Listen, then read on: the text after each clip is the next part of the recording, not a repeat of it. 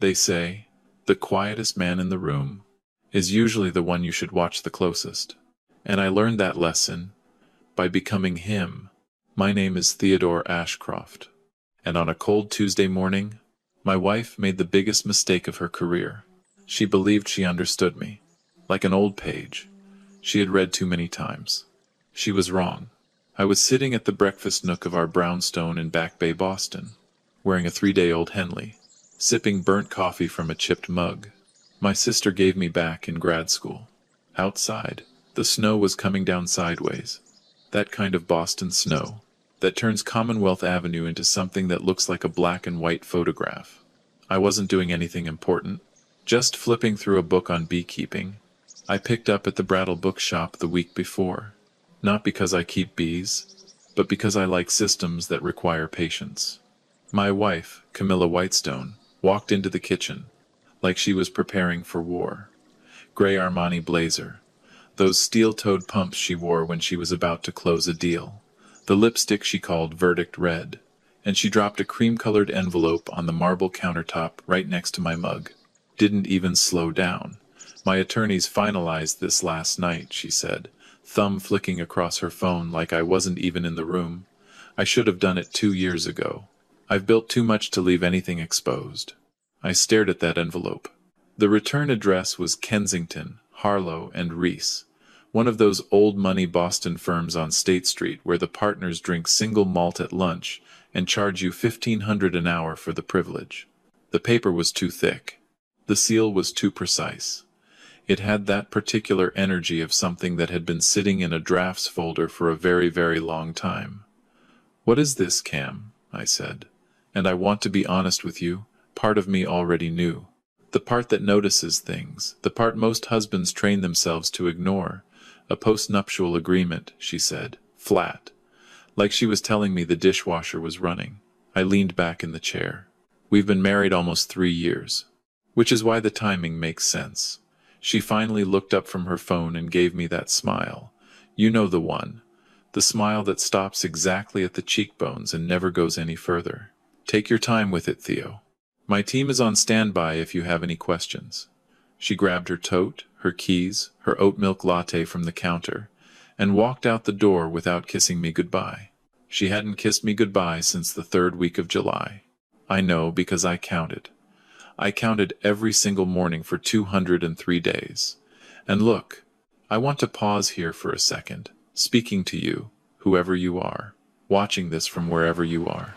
If you are in a relationship right now and you started counting the mornings, that's not paranoia. That's your nervous system telling you something your conscious mind hasn't caught up to yet.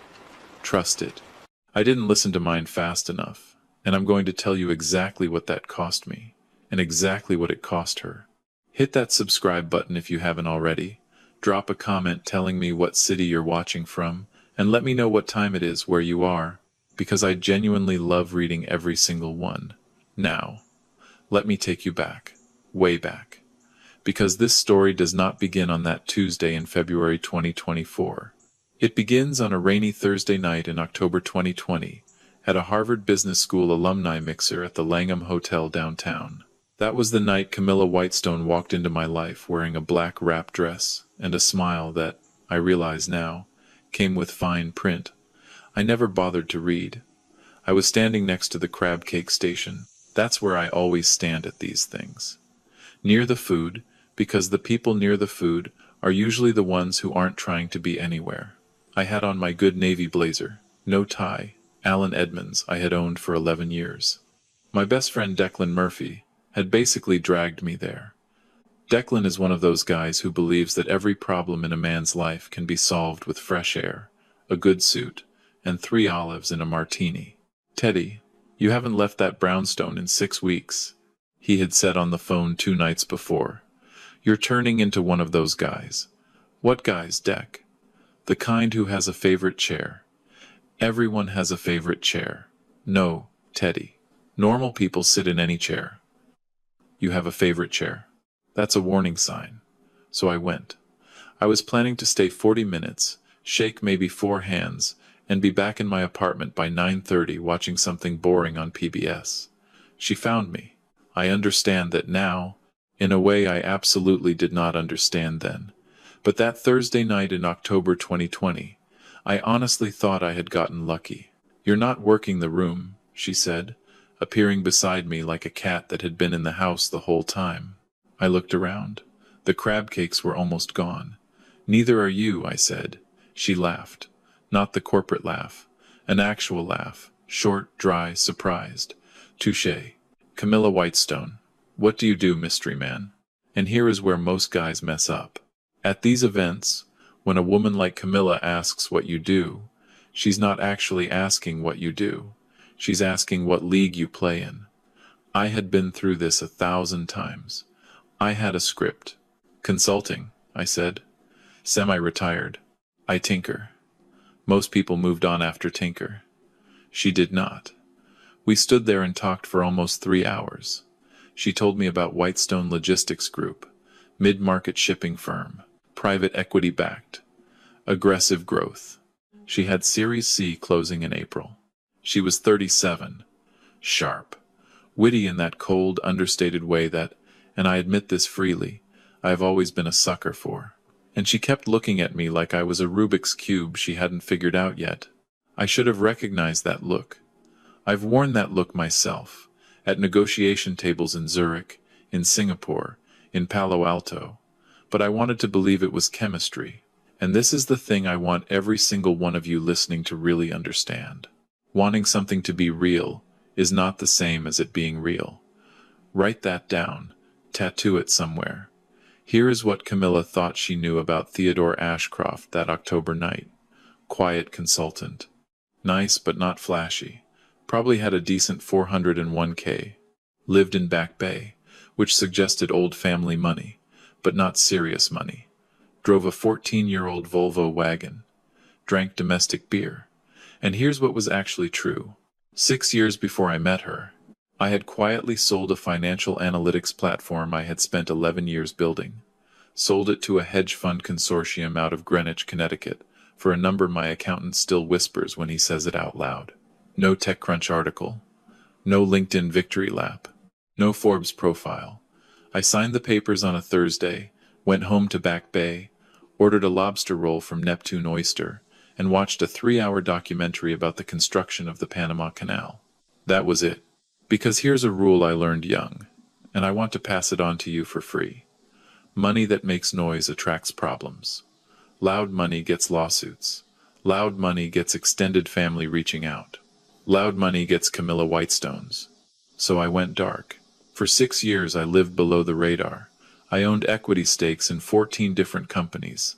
I held real estate in Boston, Charleston, Jackson Hole, Taos, and a small olive farm in Tuscany. I visited exactly once. And not a single soul in my social circle, not Declan, not my sister, not my dentist of 20 years, had any idea what I was actually worth. Camilla thought she was dating a tinkerer. She was dating a man who had been invisible on purpose for 6 years and had gotten very, very good at it. We dated for 14 months. She took me to her investor dinners, her industry galas, her charity boards at the MFA. She would introduce me as my brilliant, low-key Theo the way someone introduces their handcrafted ceramic mug. I played the part. Cheap suits, modest Timex, boring conversation about index funds. Declan pulled me aside at a Boston Symphony fundraiser about 5 weeks before the wedding. Third Bourbon Inn. That look on his face that I now recognize as the face of a man watching his friend walk toward a bear trap in slow motion. Teddy. She introduces you like an accessory. She's proud of me. December Theo. She introduced her company's Q2 numbers with more tenderness than she just introduced you. I laughed it off. I am going to carry that laugh to my grave. Because you know what? If you are listening to this right now, and your best friend has said something to you about the person you're with, something that made your stomach do a little twist, please, please, please stop laughing it off. Your best friend sees you clearly. That's literally the job. Saturday, May 15th, 2021. We got married. Small ceremony. Her idea. Intimate, she called it. 19 guests. Held at a restored barn in Concord, Massachusetts, with the Minuteman statue basically visible through the windows. Fog off the Sudbury River sitting low over everything. making the whole day feel like a painting that hadn't decided what it wanted to be. Her investors sent roses, expensive ones, $1,500 arrangements from a florist on Newberry Street. And I remember standing there in my rented tux and thinking, why in the world would private equity firms send wedding flowers? I filed that thought away. I file everything. The first year of marriage was, and I mean this sincerely, genuinely good. Or at least it looked good from where I was standing. We went to Nantucket in July. We hosted Thanksgiving for her parents. I learned her coffee order. She learned my mother's birthday. Then came month 17. Sunday, October 9th, 2022. She was at the office, which by that point meant something I was trying very hard not to think about. I was home. Rainy Sunday afternoon. I was at the breakfast nook reviewing some fun documents for a quarterly rebalance. We shared a cloud drive for the household. Utility bills, property taxes, the HVAC service contract, the usual married couple stuff. I was looking for our homeowner's insurance policy because a pipe had cracked in the guest bathroom, and I needed the claim number. I went into a subfolder marked Archive, Personal, and there it was, a document titled CW, Dissolution, Strategy, Final, V3. DocX, let me tell you something. That particular moment, that single moment of reading that file name, that was the moment my entire marriage ended. Everything after was just paperwork. My first thought, and I swear to you this is true, my first thought was, version 3. There were previous drafts. I opened it. I read the whole thing. Then I sat very, very still for about 7 minutes. If you know me, 7 minutes is roughly 6 minutes and 45 seconds longer than I normally sit still. 14 pages, clinical, thorough. Our marriage reduced to bullet points and a Gantt chart. My estimated financial exposure, which she had lowballed by an amount so comically huge, I almost felt insulted. A 5-year timeline. Year 2. Consolidate joint household accounts. Year 3. Quietly shift her Whitestone equity into a protected trust. Year 4. Introduce postnuptial for clarity. Year 5. Initiate dissolution. And on page 9, a name. Preston Calloway, Senior VP of Strategy at Whitestone Logistics. Tall guy, smooth, handshake like a politician. Had clinked champagne glasses with me at 3 separate company retreats. Always called me big guy, big guy. I closed the laptop. And I want you to picture this, because I think about this moment more often than I should. I walked to the kitchen. I didn't cry. I didn't throw anything. I pulled out my grandmother's cast iron skillet. I made bolognese from scratch. Real bolognese. The kind that takes 4 hours and requires you to grate whole nutmeg and stand over it stirring until your shoulder aches. Because some situations require the specific clarity that only comes from doing something your hands already know how to do. I opened a bottle of Barolo. I set 2 places at our dining table. And while the sauce simmered, I realized something that hit harder than the file itself. She hadn't picked me despite my quietness. She had picked me because of it. Let that settle. No social media, no Forbes profile, no ego that needed public feeding. A man who had sold a company for generational wealth and celebrated with a lobster roll and a Panama Canal documentary. In her spreadsheet brain analysis, I was the perfect financial camouflage. Her investors had been asking her questions. About her lifestyle, about her spending, about her focus. A grounded, modest, low-profile husband neutralized all that noise, made a ruthless CEO look like a balanced human being. I wasn't her husband. I wasn't even her partner. I was a PR strategy with a wedding band. And this is the part that cut the deepest, and I want to be fully honest with you right now. She was right. Every single assumption she had made about me was technically correct. I was quiet. I was invisible. I was exactly what her research had told her I was. She just never, ever thought to ask what a quiet, invisible man does when he realizes he's been reduced to a tax shelter with a pulse. She walked in at 9:14 that night. I remember the exact time because the grandfather clock in the hallway the one I had inherited from my father, chimed about 2 minutes later. "Oh my God, Theo, it smells incredible in here." She dropped her bag, smiled, kissed my cheek. The first kiss in 41 days. "Bolognese," I said. "Sit down." We ate. She told me about her day. I told her about mine. Edited. Heavily edited. We drank the Barolo. I cleaned up. We went to bed. And while she slept next to me, I stared at the ceiling, at the water stain shaped like Wyoming in the corner. I had been meaning to fix for 3 years, and I made a decision. No confrontation. No screaming. No thrown dishes. No. How could you? Because here's the truth about long cons. The only way to beat one is to run a longer, quieter, more patient one. And if you are sitting somewhere right now and you've just discovered something about someone you love, I need you to hear this next part carefully. The instinct is always to react immediately, to confront, to scream, to pack a bag. I understand that instinct. I felt it that night too. But reaction is what they're counting on. Reaction is factored into the plan. Patience is the only variable they cannot predict. Which brings me all the way back to that Tuesday morning, February 11th, 2024. The envelope. The 14-page postnup. My assets described, and I actually have this memorized, as reasonably estimated to be modest in nature and subordinate to the considerably larger marital enterprise established by Mrs. Whitestone. Modest in nature. I almost laughed out loud right there at the breakfast nook. I finished my burnt coffee. I set the mug down carefully. I picked up my phone, and I called the one man I should have called 16 months earlier, Franklin Boomer Hargrove, my attorney. Old law school friend. Sharper than the average bear, which is saying something because Boomer looks exactly like a retired hockey coach and dresses like he's going to a bait shop. He picked up on the second ring. "Boomer, I need you in Boston, tomorrow." "What's the temperature, Teddy?" I looked out the kitchen window at Commonwealth Avenue. The snow had stopped. A woman in a red coat was walking a tiny dog. "Cold, Boom. It's about to get very cold. What did you find?" "Let's just say somebody spent 3 years playing checkers with a guy who invented the chessboard." There was a long pause. And then Boomer said something I'll never forget.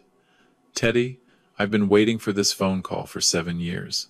I'll be on the first flight." I hung up. I poured a second cup of coffee. "And I want to talk to you for a second, person to person. Everyone thinks patience is a soft thing, a monkish thing, a virtue you put on a throw pillow. That is completely wrong. Patience, real patience, the kind I'm about to describe, is the most violent emotional discipline a human being can practice. It's waking up every single day for 16 straight months, knowing exactly who is sleeping next to you, knowing what she wrote, knowing whose name is on page 9, and choosing to pour the coffee, to ask about her day, to walk the dog, to pretend, not because you're scared, but because you understand that the timeline belongs to whoever has the longer breath. That is not weakness. That is the most controlled form of rage the human nervous system is capable of. Boomer landed at Logan Airport the next morning in a blizzard. He walked into my actual office, not the breakfast nook, my actual office. A third-floor walk-up above a dry cleaner in the North End that I paid for in cash through a shell management company Camilla had never heard of, never even suspected. She thought my office was our kitchen table. That was the entire point. Boomer sat down, dumped his coat on the floor, took a pull of lukewarm Dunkin' and looked at me. Talk, so I talked. All of it. The Langham mixer, the 14 months of dating, the wedding in Concord, the Bolognese night, Preston Calloway, the timeline, the postnup. Boomer didn't interrupt once, which for him is basically a miracle. He once interrupted a federal judge mid-sentence. When I finished, he leaned back in the folding chair, which creaked under him ominously. She documented it. 14 pages, boom. That's either the most arrogant thing I've ever heard of, or the most stupid. Both, I said. Which is exactly what we're going to use. He pulled out his legal pad. Okay, Teddy, what's the play? I slid one single sheet of paper across the wobbly desk. He read it. His eyebrows went up the way Boomer's eyebrows go up when Boomer Hargrove, a man who has personally litigated against 3 sitting senators, sees something genuinely new. You've been sitting on this since October 2022. 16 months. I've had time to think. This is going to take a long time to build, Teddy. She gave me the timeline. Boom. Year 5. We have runway. He looked at me, and then he did something I had not seen him do since our 2nd year at BU Law. He smiled. A real, wolfish, genuine smile. All right, partner. Let's build something beautiful. We got to work the following Monday. First move. A new holding entity. Boomer registered it in Delaware over a weekend. We named it Chestnut Hollow LLC. Clean. Forgettable. The kind of name that makes a junior associate's eyes glaze over at minute 2 of due diligence. Boring names hide interesting things. I learned that rule when I was 26. The first acquisition through Chestnut Hollow was the one that mattered more than all the others combined. An 11.7% stake in Whitestone Logistics Group. Her company, her baby, the thing she talked about in her sleep. The asset she had structured her entire 5-year plan around protecting from me. I bought in silently, not through Chestnut Hollow directly, through a secondary entity that was owned by Chestnut Hollow, which was owned by a trust in South Dakota, which was controlled by me, the way a shadow is connected to a person. Only visible if you know exactly which direction the sun is coming from. She never ever looked at the sun. Boomer spread the purchase across 7 separate transactions over 4 months. No single trade tripped a disclosure threshold. Clean, quiet, invisible. About 9 weeks after she first mentioned the word postnup casually over breakfast, I owned a piece of her company she didn't even know existed. She made me osso buco that weekend. She told me I was her favorite person in the whole world. I told her she was full of surprises. And look, I want to say this clearly, for the record. If you are going through something similar right now, I am not telling you to do what I did. I am a man with specific resources, specific training, and a specific kind of patience that is honestly a little bit of a mental illness. What I am telling you is this. Before you react, understand the board you're playing on. That's the real lesson. People always expect the next part of the story to be the part where I got cold, where I stopped sleeping next to her, where I pulled away. I didn't. And this is the part my therapist, yes, I had a therapist through the whole thing, told me was the most psychologically impressive, and also the most disturbing. I kept showing up. I made her the espresso in the morning. I remembered our anniversary. I planned a weekend in Stowe, Vermont for her birthday. I asked about her board meetings and her quarterly reports with what looked like genuine, attentive, loving interest. Because the second I changed, the entire plan collapsed. Camilla could read a room the way most people read a stop sign. Effortless, instant, so I gave her nothing to read. I smiled, I showed up, I poured the Barolo. And every single weekday at 6 a.m., before she was awake, I went for a run that actually ended at a 3rd-floor walk-up in the North End, where Boomer and I were slowly, surgically, methodically, buying the floor out from underneath her feet.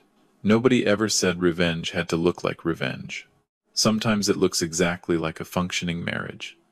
But I want to tell you something I've never told anyone, not even Declan.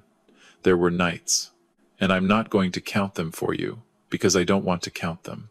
There were nights where I sat at that breakfast nook long after she had gone to bed, and I felt something I couldn't quite name. It wasn't anger. Anger is loud. This was quieter than that. It was closer to grief. Grief for a marriage that had never actually existed. Grief for a woman I had loved who had only ever been a performance.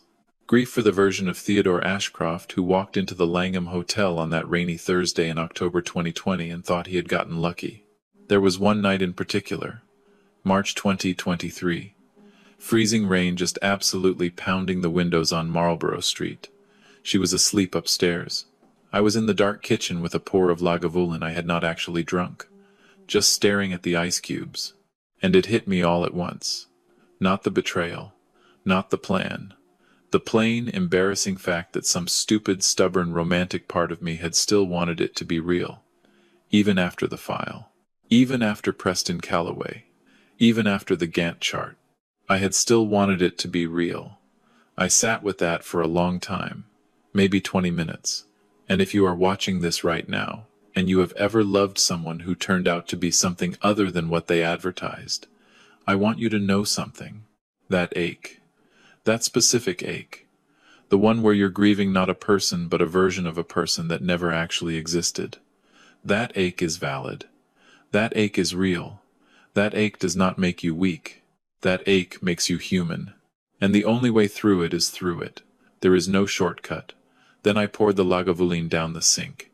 I rinsed the glass. I went upstairs. And the next morning, I laced up my running shoes and walked to the North End and kept building. Because wanting something to be different and letting that wanting destroy you are two completely different choices, and I had made mine. By summer 2023, I moved into the logistics play. She complained about her vendors constantly at dinner. The Worcester carrier is killing our margins. The Albany distribution hub can't hit our KPIs. The Hartford team is dropping the ball on cold chain. I nodded. I sympathized. I refilled her glass. I was also, and I want to be clear about this, taking notes. Two of Whitestone Logistics' three largest freight partners were running thin margins and quietly looking for capital partners. One in Providence, Rhode Island. One in Scranton, Pennsylvania. I bought into both through Chestnut Hollow, not controlling stakes. Nothing loud. Just enough presence at the table when contract renewal season came around. Just enough that when Camilla's team sat down to renegotiate their biggest vendor deals, the people on the other side of the table reported, through 4 layers of corporate structure, to her husband. She was negotiating against me. And she had no idea. I am not going to pretend that didn't feel a little satisfying. I'm a human being, not a monk. That fall, Boomer called me on a Thursday morning. No greeting. That's how Boomer knows to tell you something important. Preston Calloway. I set my coffee down on the desk at the North End office. Talk, boom. He runs a private investment fund on the side. Boutique. 7 limited partners. He's quietly trying to raise a second fund. Needs an anchor LP. Quietly. Honestly? Favorite word in the English language. How much to anchor? 3 million will do it. He'd take less from the right partner. Become the right partner, boom. 6 layers. He absolutely cannot know it's me. Teddy, he called you big guy. To your face. 3 separate times. I paused. Make it 7 layers. Boomer actually laughed. First real laugh from him in months. 7 layers, Teddy. You've got it. By January 2024, I was a silent anchor LP in Preston Calloway's personal investment fund. The same Preston Calloway whose name was on page 9 of my wife's 5-year dissolution plan. The same Preston Calloway who had called me big guy at 3 separate Whitestone corporate retreats. The same Preston Calloway who, at that exact moment, was unknowingly in business with me. Take a second to absorb that. Really take it. By the time Camilla dropped that Prenup envelope on our marble countertop on February 11, 2024, here's what the board actually looked like. Chestnut Hollow LLC holding 11.7% of Whitestone Logistics. 2 of her 3 largest freight vendors partially owned by me. Preston Calloway's entire investment fund anchored 7 layers deep by Theodore Ashcroft and Camilla. Camilla was having the best quarter of her career. Whitestone had just closed their Series D. Her board was thrilled. Forbes had written a profile about her called Boston's Quiet Disruptor. She had no, and I mean zero, idea that the entire foundation underneath everything she had built had a different landlord. She was standing on my floors and calling them her house. And I want to say this to anyone listening. If you're ever in a situation where someone is trying to take something from you, remember this. The loudest response is almost never the correct response. The correct response is to understand exactly what they're trying to take, and then quietly build a situation in which it is no longer theirs to take. That is not revenge. That is architecture.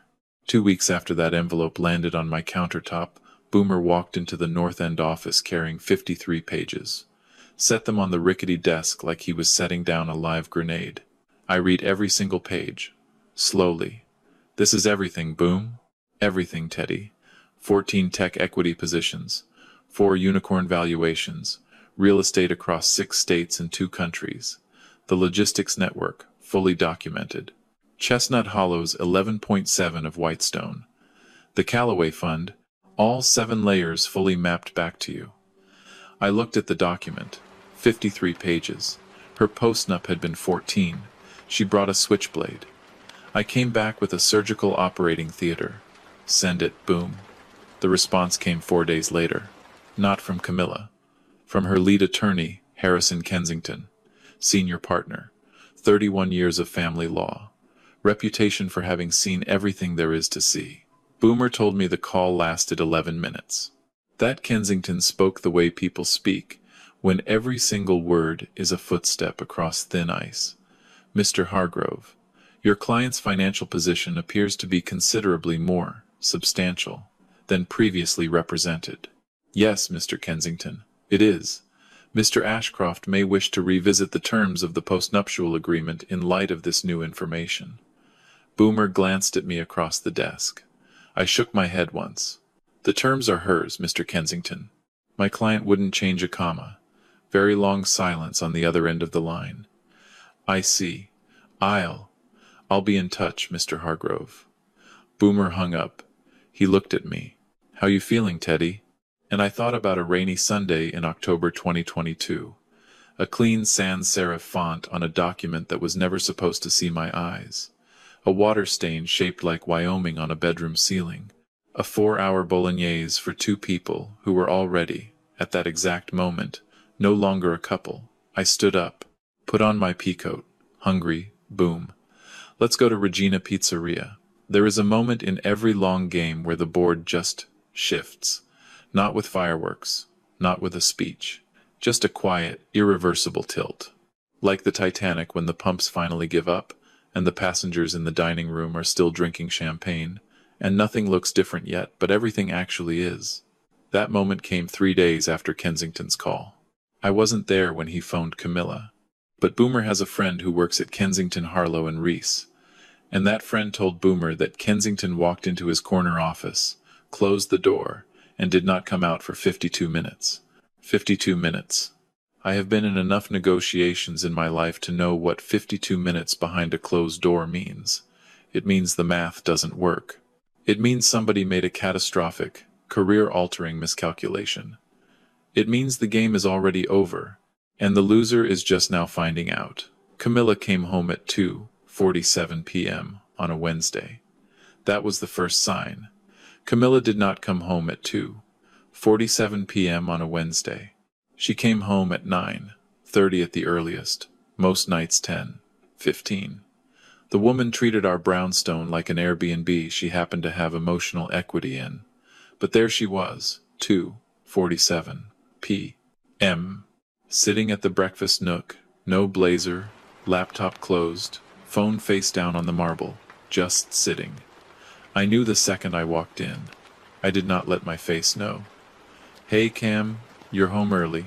She looked at me for a long, long moment, the way she had looked at me at the Langham Hotel in October 2020. Like I was a Rubik's Cube she still hadn't quite figured out. Harrison called me this morning. Your attorney? Yes. I set my keys in the ceramic bowl on the console, walked to the fridge, pulled out a Topo Chico. Took my time. Everything okay, Cam? Theo. She exhaled. Long. The way you exhale when you've been holding something heavy for 6 straight hours and your ribs finally give up, Chestnut Hollow. I turned around, leaned against the kitchen island, looked at her. What about it? You know what about it. The kitchen got very, very quiet. Outside, Boston was doing its Boston things. A MBTA bus braking on Commonwealth. Somebody's kid yelling about a scooter. A delivery guy arguing with a parking meter. The whole ordinary world going about its ordinary Wednesday like nothing at all was ending. How long, Theo? Her voice was steady. I'll give her that. Even then, even exposed, Camilla Whitestone did not crack easily. How long what? I crossed my arms. Looked at the woman I had shared a bed with for almost 3 years. The woman who had reduced our entire marriage to a project plan and filed it under archive, personal. Since October 2022, I said. She closed her eyes. Just for half a second. Just long enough for me to see the calculation happening behind them. The file, Cam. Silence. Longer this time. You never said anything. Neither did you. She stood up slowly, walked to the window, stared out at the bare elms along Marlborough Street. I let her stand there. I had waited 16 months. I was not in any hurry. How much, Theo? Not turning around. How much what? How much do you actually have? It was not a question. It was the sound of a woman doing math in her head and not liking what the math was telling her. More, Camilla. Considerably more. She turned around, and I saw something I hadn't expected to see. Not fury, not even bitterness. Something stripped all the way down to the bone. For one single second she looked like a person instead of a strategy. What do you want, Theo? Quieter now. What do you actually want? And I thought about the real answer, not the legal one. What did I want? I had wanted a real marriage. I had wanted the woman who laughed at the crab cake station, the one who seemed surprised by me, the one who, I had honestly believed for 14 whole months, was surprised by me.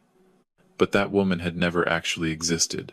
She had been a performance, and you cannot want back a thing that was never real in the first place. Nothing, Cam. Nothing that isn't already in your postnup. Every word of it stands. Your terms. She stared at me, waiting for the catch. You own 11.7% of my company. I do, and the vendors. You too, yes. And Preston's fund.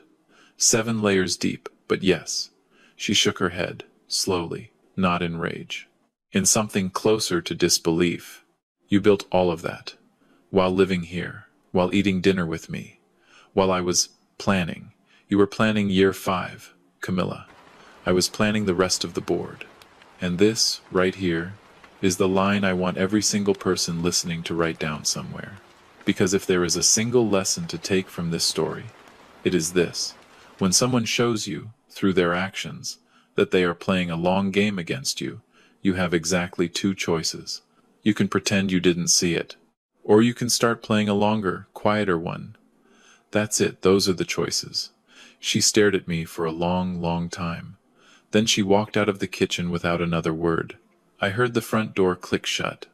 I stood at the window for a while, watching the same street she had just been watching.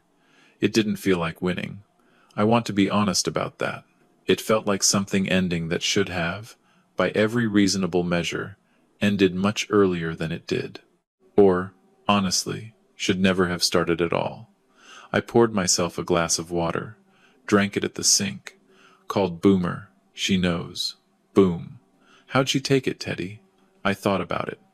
Like herself. Right up until the last second. The formal dissolution proceedings started the following week. Boomer and Harrison Kensington sat across from each other on the 42nd floor of a glass tower on State Street. The postnuptial agreement Camilla had drafted protected everything she had publicly declared. Her condo in Beacon Hill, her beach house on the Cape, her personal accounts, her declared Whitestone equity. It said nothing, and I mean literally nothing, about Chestnut Hollow LLC. Nothing about the freight vendors. Nothing about the Callaway Fund. Because she had written that postnup in a universe where Theodore Ashcroft was a semi-retired tinkerer with modest assets. She had protected herself against a man who did not actually exist. She had no protection whatsoever against the man she had actually married. Boomer told me later that Kensington sat across that polished mahogany table, looking like a man trying to solve a puzzle where someone had replaced half the pieces with different puzzle pieces while he wasn't looking. Your postnup is airtight, counselor, Boomer told him, pleasantly. Every asset your client declared is fully and completely protected. And his assets, Mr. Hargrove? Not listed. Therefore, per the 4 corners of the agreement your client drafted, not subject to division. She'll contest. On what grounds, counselor?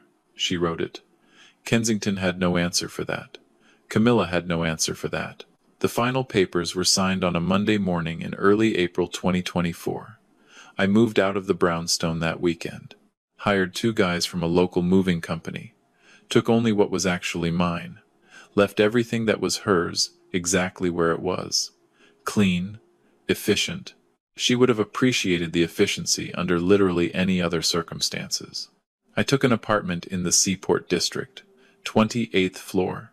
Floor-to-ceiling windows, view of the harbor, the Tobin Bridge, and on a clear night, you could see all the way out to the planes lining up to land at Logan. I stood at that window on the first night with a glass of Barolo, and felt something I had not felt in almost 18 months. Still.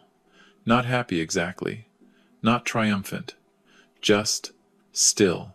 Like a room after a smoke alarm finally shuts up, and you realize how loud it had been the whole time, even though you had been telling yourself it didn't bother you. That kind of still. That summer, Whitestone Logistics Board called an emergency session. Chestnut Hollow's 11.7%, now fully public through the divorce filings, had sent an earthquake through the investor community. The lead institutional investor, the same private equity shop that had sent $1,500 roses to our wedding in May 2021, suddenly requested a formal meeting with the CEO. And now, finally, I understood why private equity firms send wedding flowers. They had not been celebrating a marriage. They had been protecting an investment. Questions Camilla could not answer cleanly. A board running out of patience. Preston Calloway quietly resigned from Whitestone 4 weeks later. Official reason, to pursue personal opportunities. Actual reason, his personal investment fund, anchored 7 layers deep by the ex-husband of his former CEO and lover, had become a conversation he could not survive. I never made a single phone call to make any of that happen. I didn't have to. By August 2024, Whitestone's board reached out to Boomer. Not adversarially, almost apologetically.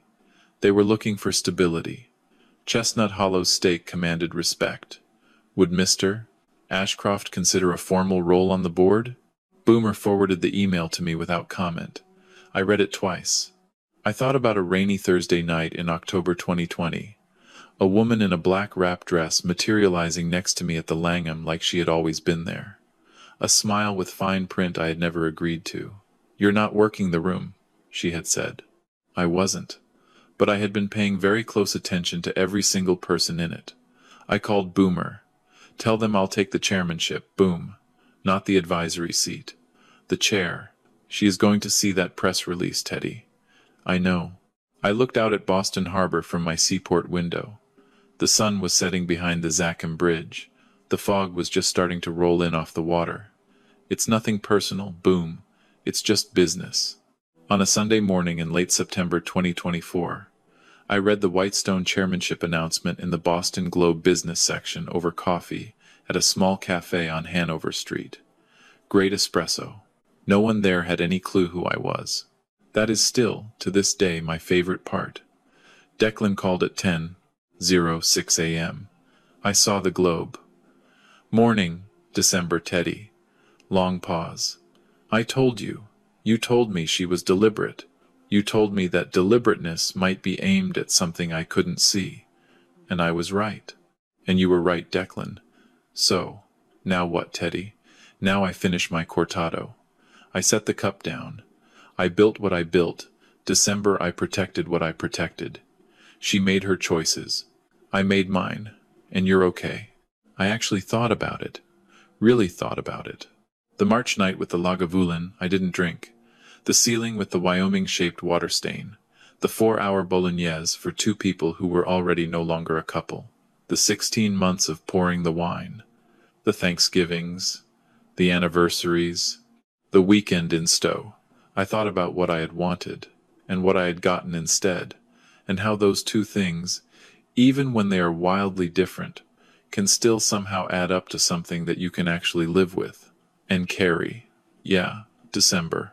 I'm okay. And here's the thing. I meant it. Now I want to talk to you directly, because this is the part of the video that matters more than the story. If you are sitting there right now, and you just watched all of this, and some part of you recognizes some part of your own life in it, I want you to hear me. This is what I learned. Lesson 1. Protect yourself legally before you ever feel like you need to. Here in America, We have this romantic idea that prenups and postnups are somehow unromantic. That's a story the people who don't want you to sign one tell you. A well-drafted prenuptial agreement in your state, whether you're in Massachusetts, California, Texas, Florida, or anywhere in between, is not a sign of distrust. It is a sign of adulthood. If you are getting married, and you have assets, or you expect to have assets, talk to a real family law attorney. Not a guy your cousin knows. A real one. Lesson 2. Financial transparency is not the same as financial exposure. You can be honest with your partner about your values, your lifestyle, your plans, without handing over a full balance sheet on date 4. Anyone who pressures you for that level of detail before you're actually committed is telling you something about themselves. Listen, lesson 3. When your gut tells you something is off, it is not paranoia. It is 16 million years of evolution trying to keep you alive. Trust it. Document it. Don't act on it impulsively, but absolutely do not ignore it. Lesson 4. And this one is for everybody, not just the ones going through something right now. The mistake most people make is confusing kindness with softness. Those are not the same thing. You can be kind and still be a wall. You can be gentle and still be immovable. Patience is not the absence of action. Patience is action. So here is your action item for today. Go open the folder on your computer or your cloud drive where you keep your important life stuff, your insurance, your tax returns, your wills. If you don't have a folder like that, build one tonight. Then ask yourself this one question. If everything in my life changed overnight tomorrow, do I have the information I need to protect myself? Really think about it. Comment 1 below if you think Theodore did the right thing by playing the long game instead of confronting her. Comment 2 if you think Camilla deserved to find out sooner and have a chance to explain. Comment 3 if you've ever been in a relationship where you slowly realized the person across from you wasn't who they said they were. And in the comments right below this video, tell me where you are watching from, city, state, country, and what time it is where you are. I read every single one. I love seeing people from Phoenix, Dallas, Seattle, Atlanta, Minneapolis, Tampa, Denver, from small towns in Iowa and big cities overseas, all watching the same story at the same time. It honestly makes my whole week. And look, if you made it this far, you're my kind of person. You like the slow burn. You like the patient stories. You like the ones where the quietest guy in the room turns out to be the one who was paying the most attention the whole time. So do me one favor. Hit that like button, smash subscribe, turn on the bell notification so you don't miss the next one. We drop new stories like this every single week, and the next one is going to hit even harder, I promise you. Fictional story inspired by common real-life patterns of financial betrayal in modern marriages, but 100% rewritten, reimagined, and voiced by me here in Boston to avoid reused content. Any resemblance to actual persons, living or deceased, or to actual events, is purely coincidental. This video is for storytelling and entertainment purposes only, and is not intended as legal, financial, or relationship advice. If you are going through something similar, please consult a licensed professional in your jurisdiction. If you like this story, hit that like button, subscribe to the channel, and ring the bell for more raw, real, slow-burn stories about family, betrayal, and the quiet kind of justice. I'll see you on the next one. Take care of yourselves out there. And remember, the quietest person in the room is almost always the one paying the closest attention.